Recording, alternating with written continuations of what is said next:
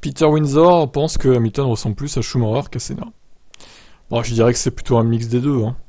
Puis ils ont leur propre personnalité. Les pilotes, je pense que c'est dur de dire un tel ressemble à un tel. Enfin, c'est un peu...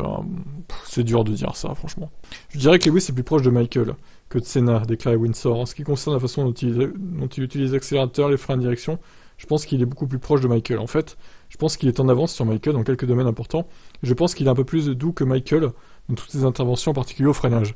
Je pense que l'association de Lewis pour la pédale de frein est probablement meilleure que n'importe quel pilote dans l'histoire du sport en termes de la façon dont il s'applique et de la vitesse à laquelle il sort. Cette vitesse de mouvement, ou le mouvement lent du mouvement, la souplesse du mouvement est tout simplement étonnant avec Lewis. Je pense que c'est probablement son plus grand attribut.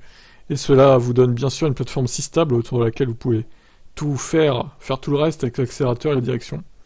Je pense qu'Ayrton était en fait assez linéaire dans sa façon de piloter, ce qui ressemblait beaucoup à Lewis, mais ses entrées de virage n'étaient pas aussi précoces que celles d'Alain Prost à mes yeux. Si vous preniez 1988 comme une année pour comparer les deux, Alain aurait toujours un virage légèrement plus tôt qu'Ayrton, donc ses virages étaient un peu plus courts.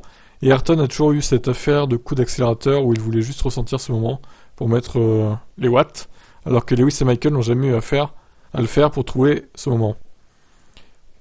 Alors franchement, le mec pense savoir ce que les pilotes font, mais il est pas dans leur tête, quoi. Enfin, je veux dire, il a pas des caméras dans leurs pieds et tout. Je sais pas, ça me paraît un peu présomptueux de dire ce que a fait tel ou tel pilote. Bon, je continue quand même. Alors, vous pensez peut-être ce qui a rendu Ayrton si génial? Eh bien, ce qui a rendu Ayrton si génial, c'est son incroyable précision. Si le pilote moyen d'un Grand Prix peut raser un mur à moins de 2 cm, Ayrton pourrait le faire à moins d'un demi-centimètre 100 fois, à l'exception d'une semaine Mirabeau au milieu du Grand Prix de Monaco, que nous devons abattre à un manque de concentration. Ok, d'accord. Traduction. C'est sûr Lewis, c'est sûr Michael, c'est sûr Nigel Mansell, c'est sûr Alain Prost, Niki Lauda ont tous eu un jugement phénoménal. Mais je pense qu'Ayrton a peut-être poussé cela à un niveau supérieur. A conclu le Britannique. Voilà l'analyse éclatée de Windsor. Bon, après, il a peut-être raison dans ce qu'il dit, hein, mais bon. Dur de savoir ce que pensaient réellement les pilotes dans telle ou telle situation. Franchement, on n'est pas à leur place, quoi.